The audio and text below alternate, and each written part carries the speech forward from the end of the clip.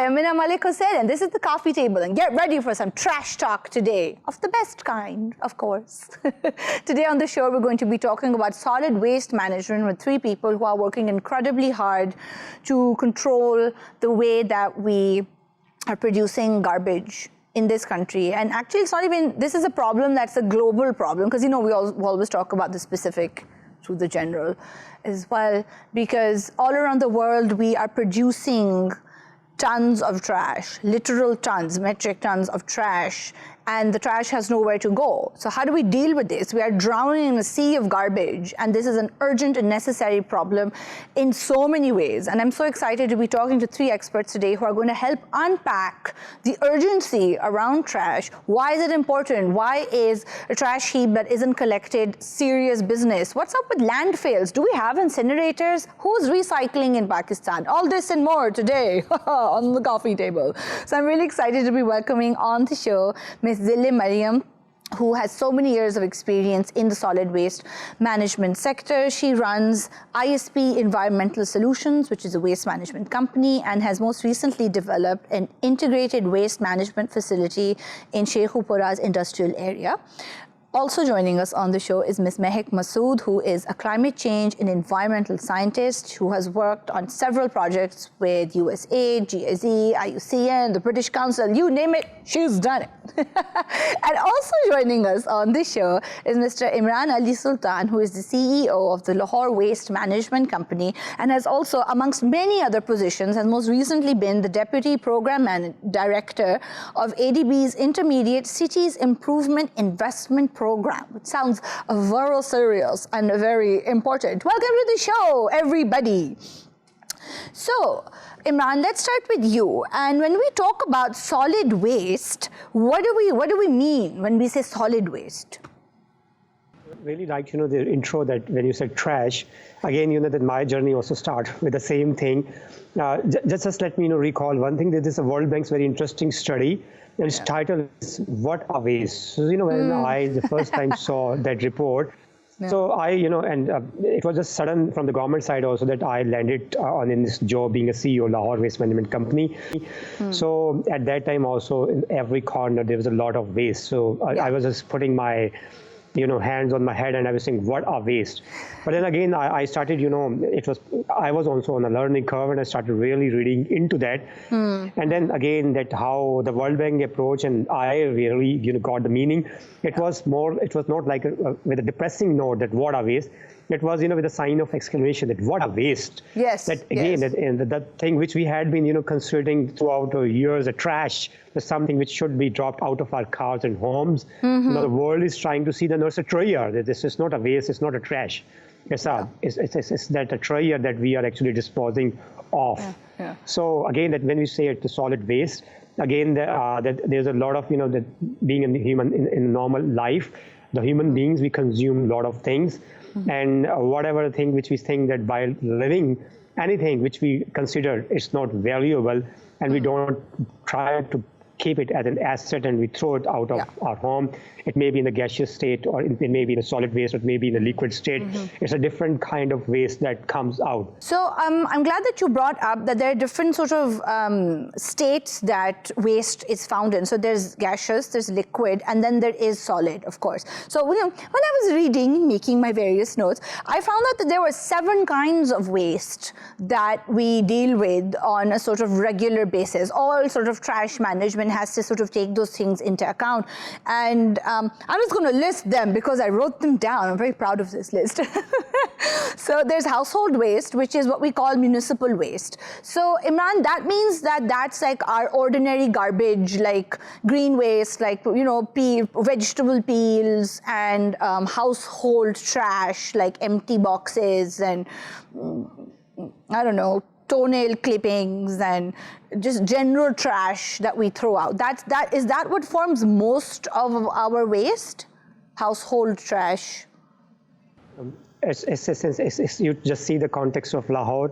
It's only a partial truth. Okay. Then we'll go deep into, Okay, so let's carry on. Let's carry on down my list, and then you keep telling me, okay, what are we looking at here? Then there's medical and clinical waste, which of course is the stuff that comes from hospitals. And, gross. Then there's construction waste. So I believe then that's what we call in Urdu malba. So there's like debris and it's like rocks and stuff that comes from construction. Then of course green waste, which is all your grass and pruned trees and things that I imagine can be compostable as well and are sort of biodegradable.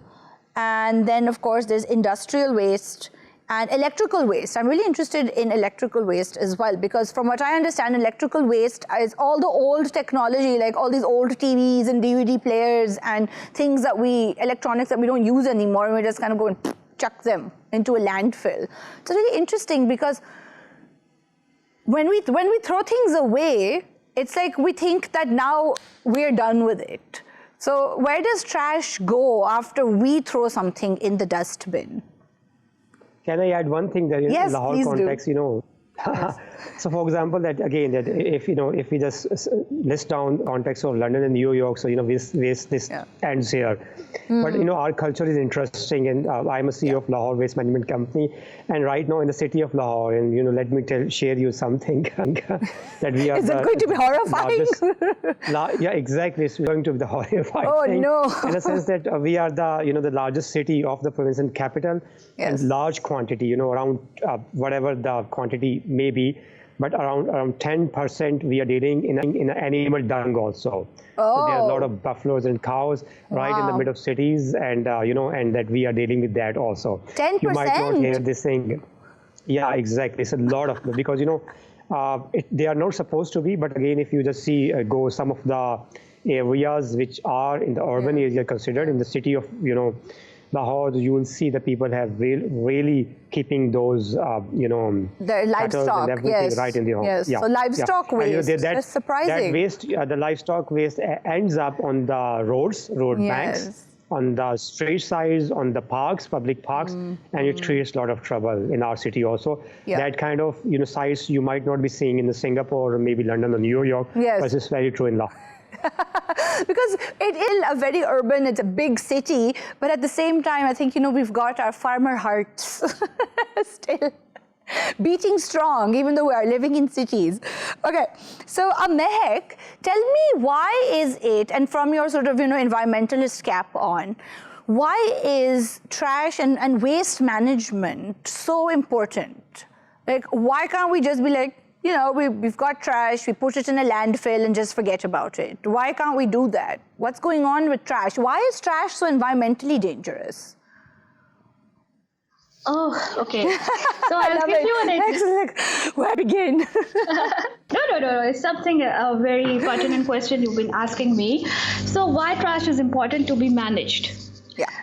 It's not environmental point of view, it's just a human point of view as well. Okay. If we are ending up dumping our waste on roads, and I see Imran, he's the one who has to deal with all.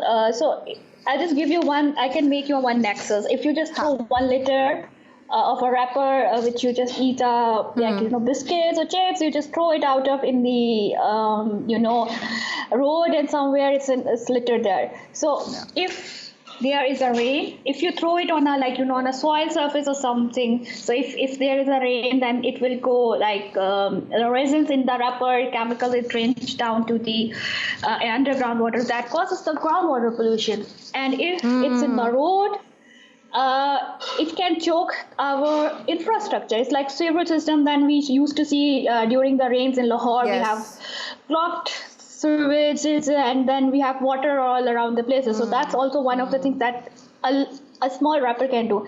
And then if it's been eaten by any bird, if it's been eaten by any, maybe we have animals around here, grazes in Pakistan and Lahore, it's getting in their gut, and that gut, because we are in a meat-eating nation, so we eat meat, and if it's been transported, it comes back to us again. And that's the wrapper, which is, so that's how, I'm just giving you one small nexus that can, it's in a common language, that how it is harmful to us. Yeah. But if we are not managing trash in its right way, and then this is what we are seeing.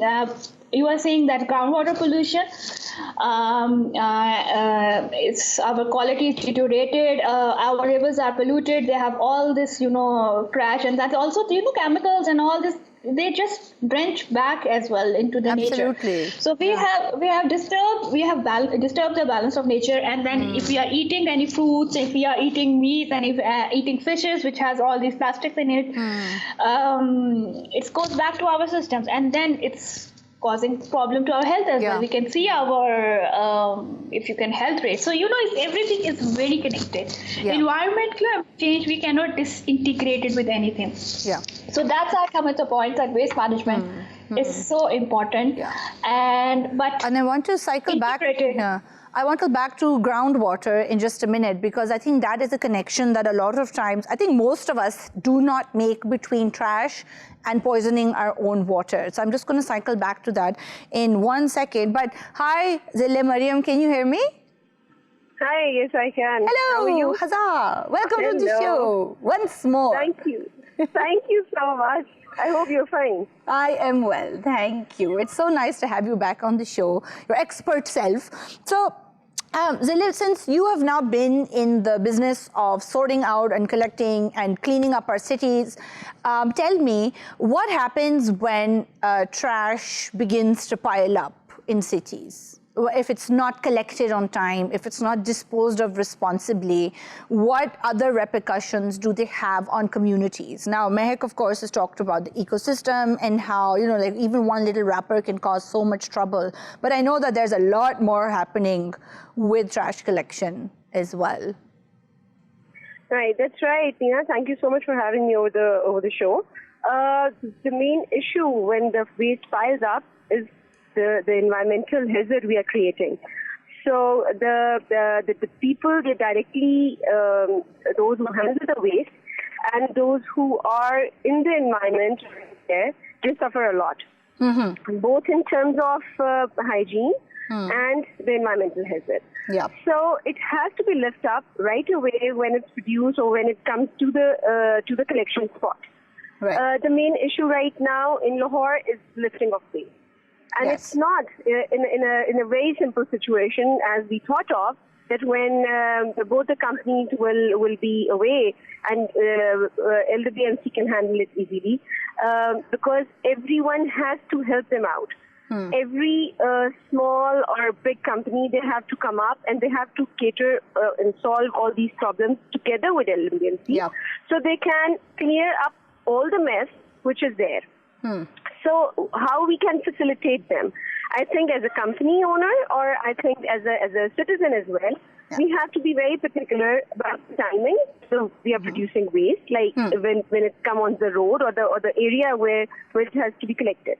And secondly, where it is going, because the main issue is that all the lower level staff or the people, those who are collecting waste, they just dump it away.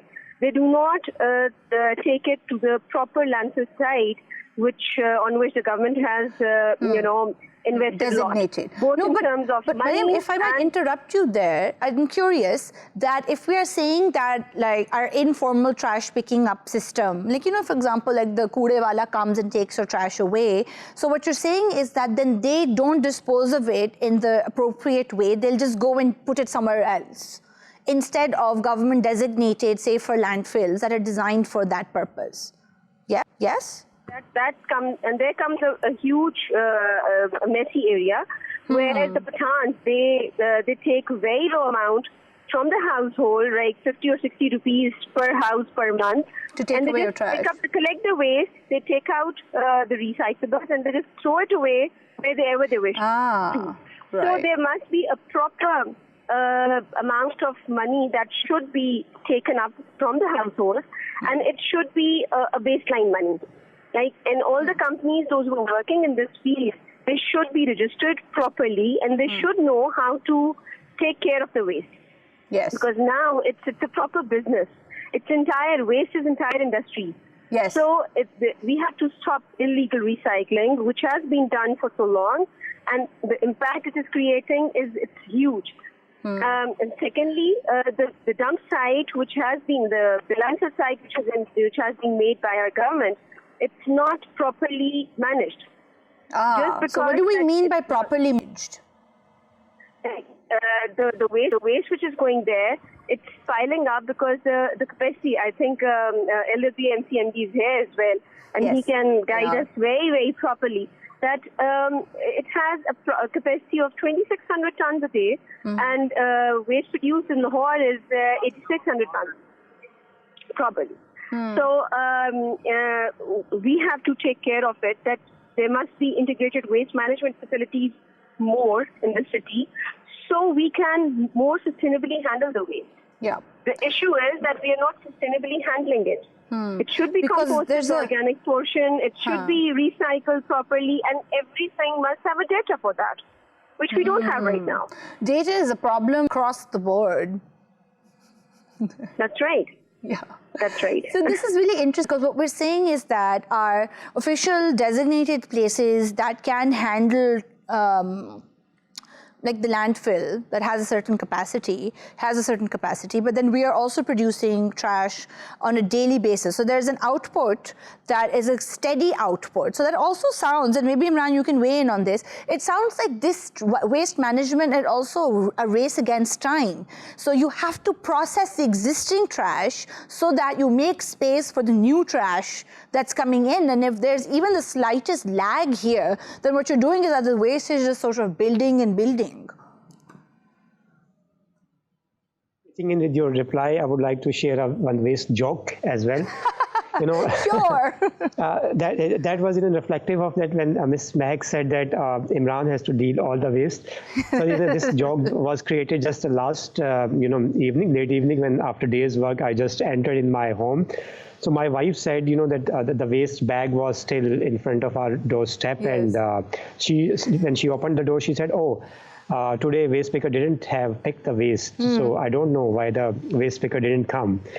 So I replied, "Don't worry, waste picker is." I said that don't worry, waste picker is in front of you. So, not only I find these kind of jokes quite amusing. We're going to take a very quick break at this joke juncture, and we will return in just 1 minute to tackle some more trash. Stay with us. Welcome back to the coffee table. We're having such a fun conversation about something that isn't really fun to think about, trash and solid waste management. And yet, here we are, entertaining you to no end.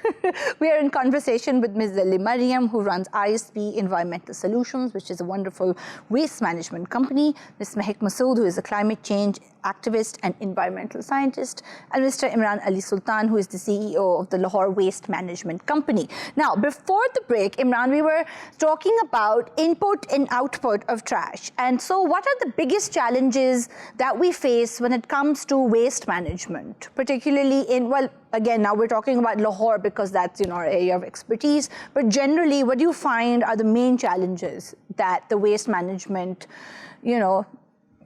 setup faces? I would like just to try to come from a different perspective. Yes. Just like this waste picking or the environment cleaning, that this is a municipal service. And just for comparison, the thing which we have observed while delivering the services to the general public and masses and citizens, that if you equate this service with other, the very basic services like, supply of clean drinking water, or maybe the electricity or gas. Yes. So, normally the common citizen, the electricity is coming to you, they consume it, and when they at the end of the month you pay the bill, so you feel happy that okay, I've consumed some certain services, maybe the electricity or gas or water. But that this thing stops here whenever comes to the waste. Why? Because that it's a kind of service that they think that, oh, yeah, they're supposed to pick it. And for example, that when you as a very common, very poor citizen, when you go to their doorstep and ask and demand for the money, and for example, if they are not giving, so it's not that we can cut their water supply line, gas line, electricity. If we are not going to pick his waste, whether they are paying it or not, they are going to throw that waste. There's a different aspect to that. Another thing, I'm not going to bring the world example, but again, it's a recent study, I think it's May in 2020, came of the World Bank for the Karachi city. They wanted to introduce a result-based financing approach for that. And then another study, which is just released in the January of this year, 2021, Yeah. for that how to do the solid waste services in the mountainous area, and that was also from World Bank. And in the first paragraph, what they say that waste services overall are challenged, and the municipal governments are struggling to give the quality services. It's not in Pakistan, it's in the entire world. Yes, So it means, first we need to admit that it's a complex sector, it's a thankless job, and it's the kind of thing that people are not, happily willing to pay, because it's the kind of, if you are throwing the garbage, it means that actually you are cleaning your street or your home, but you are putting that issue somewhere in your street. From that perspective, one side of the story is that we are not getting revenue. Whatever the services are being provided to the citizen, the LWMC and like us, none of the other waste management company municipalities get a substantial amount for our respectable citizen for providing the services. It means government has to pay the burden for giving these services. And plus now I, come straight away to the point at which Zillay, actually ended with the landfill. Normally, in all over the world, the waste collection, if you see the integrated waste management solution, so waste collection or disposal is the one side of the issue. Other is that, what you try to take out of that waste. You try to put the 3 R's in that, so that the amount of waste that is going into the landfills, it started reducing. So it means that somebody, maybe the private sector, maybe the public sector, maybe the civil society, need to pitch in to establish those, to invest in these 3 R's. But again, tell us the 3 R's though. Tell us the 3 R's, because I know that people know the 3 R's. Right. The 3 R's, basically, it's a very simple term when you say the recycling or renewing the materials. And what we say then, for example, recycling is anything which we can use again and again. So we can, normally bring it in the recycling, in a sense that you have a plastic material, maybe plastic bottles that coming up with the. So we're sort of, exactly. So we're looking at reduce, reuse, and recycle. And I think that there might be an overlap from reuse and recycle also. But a great deal of waste management also depends on us not creating so much waste to begin with in the first place. And I think that, Imran, you've made a really, really important point about how people don't consider waste services as something that's essential or something that particularly affects them, whereas something as simple as a huge pile of trash on your road will attract rats, and rats can give you all kinds of diseases. That's how the plague began. Yes, Mehak, I think you wanted to join in there.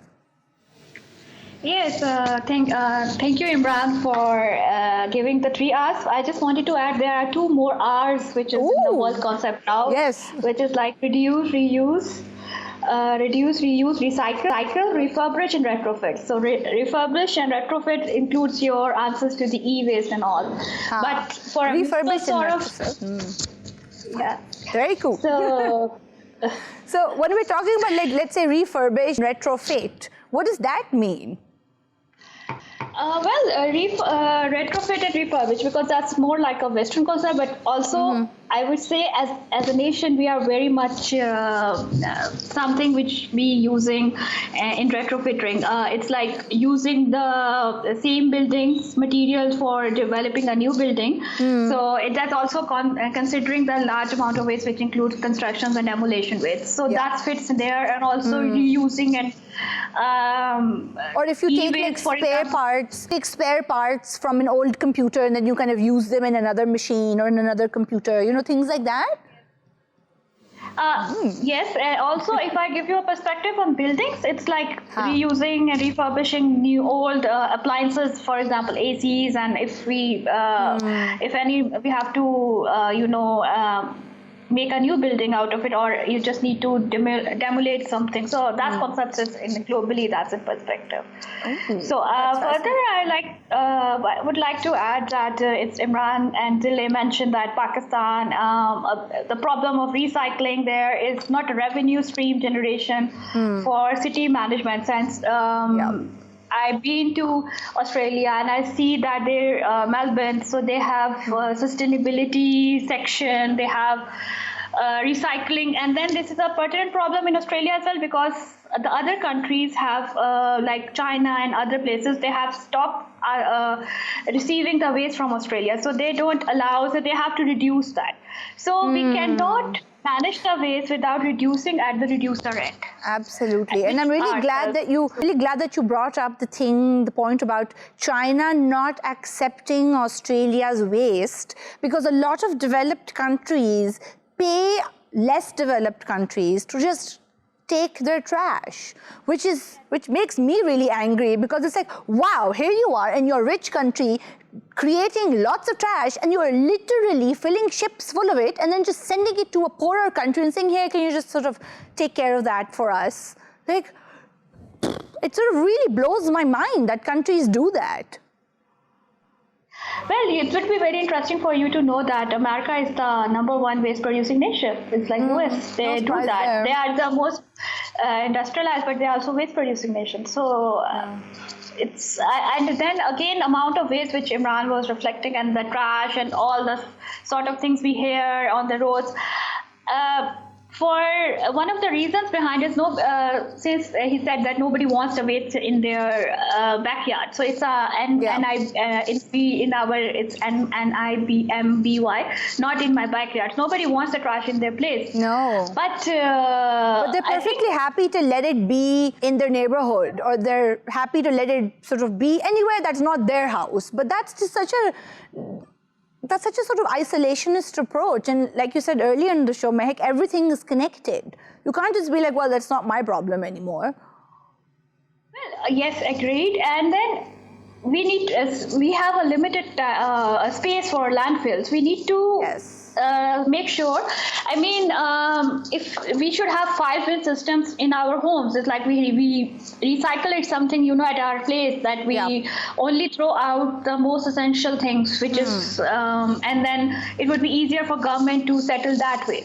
Yes. So, quite right. Like if you give the examples of countries at the users end, they just trash only the things which is essential, else they have to recycle, they have to take it out of a trash, aluminum, glass, and everything. Yeah, and that's why you have the separate bins as well, because sorting is often major problems for recycling. So if you're already putting it in a separate bin, then you're already kind of addressing the issue. Now, Zillay, Mariam, I just wanted to sort of come to you at this point, and I'm curious that, like Mehak has said, recycling works in a lot of developed countries, but why hasn't it caught on in Pakistan? What are we doing or not doing? Why aren't we recycling? Are we just that we don't know we're doing it? Are we doing it informally? Like, what's happening? What's the recycling scene here? Okay, should I answer this one? Yes, please. Okay, so recycling sector, it's a huge sector which is still untapped by a proper government policy, I must say. And secondly, there's a lot of irresponsible recycling going on. Okay. Irresponsible recycling means that we don't have any data, and all the majority of the companies which are recycling, they are not paying proper attention to how they recycle their waste. Okay, there's a whole lot stream of waste which is recycled, and actually, as per data of Coca-Cola, which they shared it on I think UN platform or what, so they shared that 95% of recyclables, they are already sorted from the mainstream, and only the 5% are left, which actually ends up in the landfill. Right. The main issue is that the recycling, the sorting starts actually at our homes. And how it started are made sorted first, right? Yeah. And then it is sorted at a secondary level, like the people who come up and those who collect the waste. Right. Then scavengers, and then the street hawkers who just come up and take away the waste. Yeah. The major issue is there is no GIS mapping of the small and large scale recyclers, those who sit right there within every 2 or 3 streets, and they are there to collect the waste from a street recycler, right? And then there's a whole stream of 5 or 6 steps from where this recyclable is collected. Right. And what actually happens is that any person who gave up more money to pick up the plastic or anything else, they take away the waste. Okay. The second thing is that the majority of the oil bottles, like mobile oil bottles, so they are refilled. So they are, it's a huge loss to the company revenue stream as well as to the country economy as well. But how? So okay, they collect the waste. If a bottle actually it goes into the recycling system, you have to pay 8 rupees or 7 rupees per bottle. Right. But when proper for the refilling, they take that bottle for around 100 rupees. They fill it up with the same oil after just processing that oil, the used oil actually, and then sell it to the local oil changing shops at 3,500 rupees.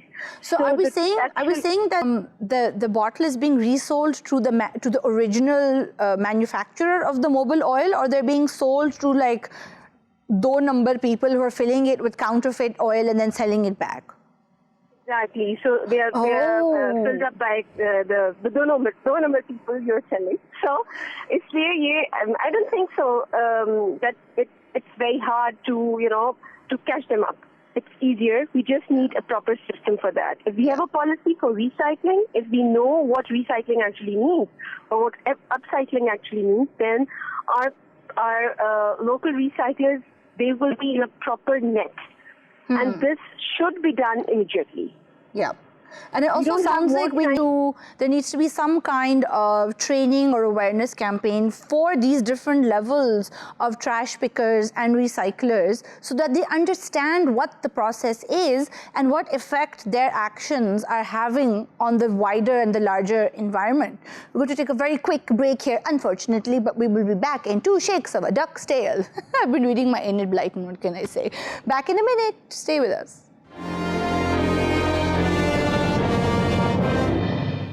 Welcome back to the coffee table and this fascinating conversation that we're having about waste management, both here and abroad. We're talking to Ms. Zillay Mariam from ISP Environmental Solutions, climate change activist and environmental scientist Mehak Masood, and Imran Ali Sultan, who is the CEO of the Lahore Waste Management Company. And before the break, we were talking about recycling and why it doesn't seem to sort of be operating at the same level that we see it happening abroad. And I know that, Imran, you wanted to weigh in on this. So have at it. The floor is yours.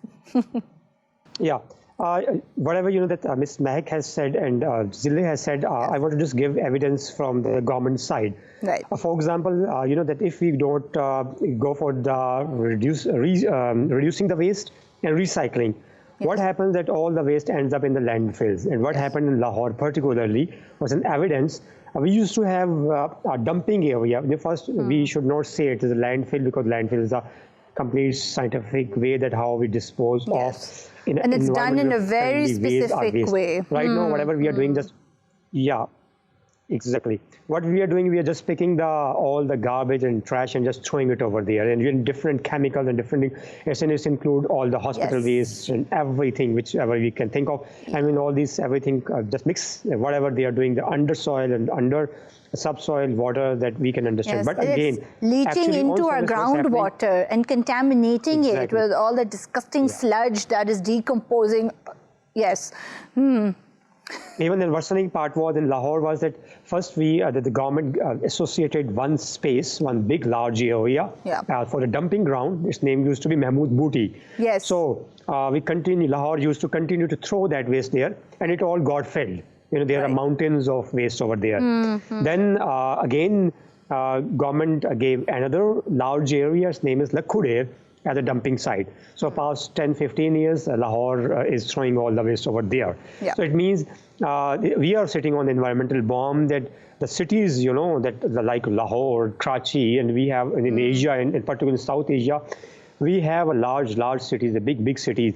Until how long we'll continue to throw all our, waste on, and we are going to spoil all these areas. Absolutely. So, to increase the life of those landfills, it's very important that we reduce the waste that is going over there. And that can happen, as Mehak said, with the 3 hours plus 2 hours. Another thing, a particularly very important thing was mentioned by Zillay, that there's a do number kind of link. Yes. And I wanted to just give another grave concern. Because the recycling industry is a very scientific industry where the environmentalists like Zillay or Mehak and the good investors should be there. What right now is happening that some maybe some ignorant people who don't know the environment and some illiterate people, how they are doing the recycling. They take all these kind of garbage for different streets or from the household. Then there are illegal dumping site other than the government owned. They put all the waste over there, they burn it. Yes. They burn it. What happened after burning? So I want to interrupt. I want to interrupt you, Imran, because this is also very important. Is that are they burning? Because I know that one very common way of dealing with trash, even globally, is incineration, which is burning in a sort of in a big furnace. But is this burning that you are talking about? Is this in an incinerator, or is it just literally setting fire to a big pile of trash? It's just, that's why I'm saying it's not a very scientific way. What they do, they just put the waste in one open plot. And what they do, that they take the waste out of the city limits. Then they just put all the waste over there. That is all waste that contains some metals. Yes. Then maybe and some, plastics. you can see cans and everything. Yeah, plastic. So, when all the waste burns, so the plastic or the green waste, it got burned, and they take the big sticks. They just, it's a raw thing. They just, whatever the hard material that the stick is touching, they put it on the one side, and then they, as the thing which, I'm trying to connect my conversation with the thing which provided by the Zillay. Oh my God. So, from there, they pick the tins and all the metal, and then they shift it towards the low number people. Oh, wow. Again, what is happening that this is the informal economy. One thing that, as Zillay said, that that is not connected with the tax system and other thing. And another, the damage, whatever they're earning through the door number way, they're damaging the environment also. They're damaging your lungs, they're damaging my lungs, in a sense that they're an irresponsible way.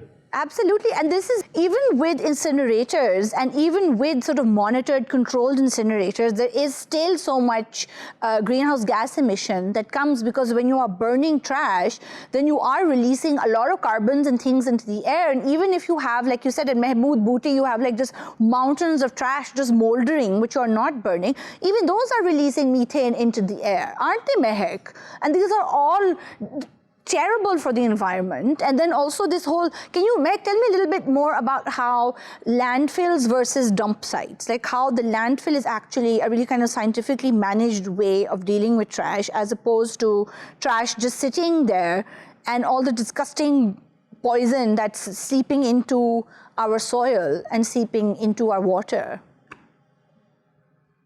Yes, okay. If you say a proper sanitary landfill, it has 7 layers. It's been developed like under. They have layered liner, clay liner, screens, so that that if whatever is being dumped, it's not the leachate. It's not going down. It's not going directly. It's being filtered through those layers.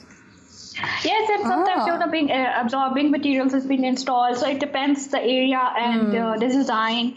And they have proper landfill engineers who designs landfills across the world. And it has a certain limit. And after that, those landfill sites, which considered as brown sites, being converted into parks, golf courses in that way. Wow. So it's been managed in that, the waste is managed in that way that it's been turned into, the landfill can be turned later into a park or a golf course or something like that. That's fascinating. But however, like you're taking literal like garbage and you're turning it into something that's actually useful and giving back to a community. Cool. Yes, and there's concepts. If I go back, this all thing happened. If what you are saying that the trash lying on the grounds and it's unattended. So it's in the America and the US in 1970s and 80s when the environmental movement and everything just started ticked off and everything it emerges. It's because of a Love Canal episode which happened. Is like the trash is being raining out into the New York neighborhood, and then the people comes out and they said, why is the trash? It's not being waste is not being it's not being managed properly. It's waste and the landfill is not being properly built. So that that momentum took place. So that's the a huge difference. Unfortunately, I would say in Pakistan, we are not even to the standards of landfill that's internationally been there and how they used to do that. Yeah. So Imran clearly mentioned that we are on an environmental bomb. I just add on your point of incinerators. We don't even have that sort of quality incinerators as well that can burn the trash in a good way, or we can waste to energy procedures. If you openly burn the trash, it's add up into the air pollution as well. Absolutely. And we already have so much of it to deal with. This part of the country, at least, there's so much smog. Lahore's air is terrible. And Mariam, it is also true that there are now incinerators that convert you can get energy from your trash. There's so much potential in trash as well. So apart from responsible recycling, where you can sort of, if you're recycling aluminum or you're recycling glass or rubber, that goes into and paper, of course, which goes back into so many industries. You can also create biogas from trash, which you can use for fuel. Like, there's so much potential there as well that we can explore. Yeah, thank you so much. Firstly, I would say that around the globe, they are not facilitating incineration anymore. Right. So there's a huge campaign against incineration of waste because it anyway creates a hazard to the environment. Yep. So you have to take care of the ash which is coming out of it. Yep. Number two, the fumes and the flue gases which are coming out of the incinerator. Unluckily, we don't have proper incinerators here in Pakistan. But what is happening right now is there's a huge mafia around there. Those who think that incineration is the actual solution for the waste handling. And it clearly is not. Both for municipal solid waste and for industrial waste. Because while we talk about solid waste and we say that its majority is the municipal solid waste, like when we compare it with the industrial waste which is coming out on daily basis, there's a huge amount which is still untapped by the government and which is industrial waste. Yes. Massive so municipal issue. Solid waste, if we take care of industrial waste and municipal solid waste through integrated system, we can handle both. That's excellent. Like, for example, if we have biomass ash coming up and we can mix it with the organic waste only, we can reclaim the soil. So we can add nutrients to it, like in the way of adding just organic waste into it.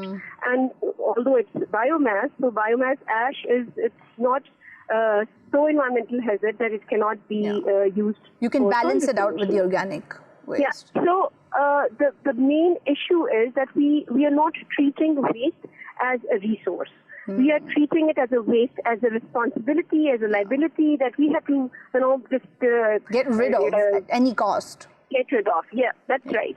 So what we have to do is, for Lahore especially, if we divide the Lahore in 4 zones and get integrated waste management system in all the 4 zones, then they don't have to travel all the way from the north to the south of Lahore or from east to west to take the waste and then dump it to the dump site. The load will be reduced highly, and then there we can generate more and more jobs there. We can create jobs, sorting jobs, and we can just put the people into work so they can generate income out of it. So what we are currently doing is we are just supporting the informal system to come up and to charge 50 rupees a house and then just take away the waste and dump it away. So we should know the various integrated systems and the approaches so as to take care of the waste which is produced. Yeah, so we can also be kind of informed participants in this sort of whole waste management cycle as well. And speaking of being informed, Imran, tell me about the new project that you are working on with the Lahore Waste Management Company. Yeah, it was right time because, we had been now talking all the depressing things and the negative aspect, but there are certain, obviously, good news to share also. Thank you very much for this program also that we are quite lucky to, share that first thing, if we want to change anything in the field, first change happens in the mind. And it's good that, the citizens, the way the citizen, and then just like other than your channel, that a lot of, Lahore-based channels have, really picked this news, and they have pushed all the government circles to make a quick decision making. So good thing is that from today, the entire province of Punjab, they're going to launch the Cleanliness Week. So it's not about Lahore, it's from Rawalpindi till Vihari, the entire north and south of all the Punjab. That all the government will be doing one thing for the entire week, that will be the cleanliness. Right. Another thing that, again, that as it's said that 1,000-mile journey starts from a single step. Again, that as you have seen in Europe and America, they have the 3 bins or 4 bins culture. But again, we might have not, introduced till now that kind of change in the culture of Lahore. So what the LWMC is the oldest waste business company in the public sector. So, being the oldest, we are introducing a 2-bin culture in Lahore. 2 bin? To just 2 bin, yeah. And that what are the 2 bins we are, for? Yeah, exactly. So after 3 months, we have completed a procurement cycle, and there will be around 6,000 to 7,000 new bins that will be putting in the different streets and roads. And we wanted to make the things initially very simpler. So in every corner you will be seeing 2 color bins. One will be the green bin, and the other will be the red bin. Right. So for all the recyclable things, we will be engaging the citizen to put all your recyclable materials in the green bins, and other things which are non-recyclable and we want to put it somewhere else, we will be putting in the red. Excellent. Another thing that right now our collection efficiency was quite weak, and we had a quite old vehicle. If you have ever visit Lahore, so the kind of vehicles, they are so old. Instead of, for example, we are picking the waste, but because of their old machinery, we are, if we are picking the solid waste, the kind of the bad smoke that is, coming out at the back, we are on the other side damaging the environment also. Absolutely. So to improve that system, we are putting around 950 new vehicles in that, so that, our stock should be improved. And the good machinery, they should be doing it efficiently. So, at least what we are thinking that after 6 months, the collection efficiency will be improving. Other thing that obviously require, the experts. Yeah, so we require the support of, the channels, the media, for the public engagement, for the public awareness. And then, of course, we would like to share and, make a partnership with the NGO civil society, maybe the experts like Ms. Mehak, or the societies and the institutions like Ms. Zillay represent. For example, that we understand that the public sector and the government cannot win this environmental war alone. We need a support from everyone, from the civil society, from the media, and the private sector. So definitely, I think that your show will be the first and really a benchmark from where we'll be start interacting and moving forward. Well, I certainly hope so. Thank you very much. And thank you, Mehak and Imran and Zillay Mariam, for being with me on the show today. I really feel like it's a Captain Planet of a show where our powers combined, and we have created this great conversation about trash and waste management in Lahore, but also taking away lessons that we can learn, that we can apply in our daily lives. And I think that one thing that I have learned from this great conversation is about how obviously, we manage trash once it's created, but what is up to you and what is up to me is how to reduce the amount of trash that we create. And that is only possible when we live in a little more mindful way. And that's when we, for example, use reusable cloth bags instead of plastic shoppers, which I think a lot of us have already started doing. Bring your own water bottle instead of buying a plastic water bottle. Bring your own coffee cup. When you go to drink coffee, you can take your own mug, and coffee places are happy to fill it for you. Don't take a disposable takeaway cup. It has a plastic lid. And there's so many little swaps that you can make to reduce the amount of trash that we use. And for me, it's particularly sort of interesting because a lot of us come from a generation where our grandmothers or even our parents used to, for example, take a basket to go and buy vegetables and all the vegetables would just go in the basket. Like, we remember this. This is still part of our living memory, and there's no reason why we can't hold on to those great cultural practices that we have been practicing for so long, and we really don't need to go down that cycle of destruction and then reconstruction that a lot of Western countries are doing now, when we're already in this sort of happy borderline place where if it's just a matter of scaling it back, then we can minimize our risks. And we are already amongst countries, we don't produce as much trash as a lot of other developed countries do. So it's sort of, time to kind of keep that in check and be smart about things and be intelligent citizens, and to support initiatives like Clean Lahore and take your, waste management seriously.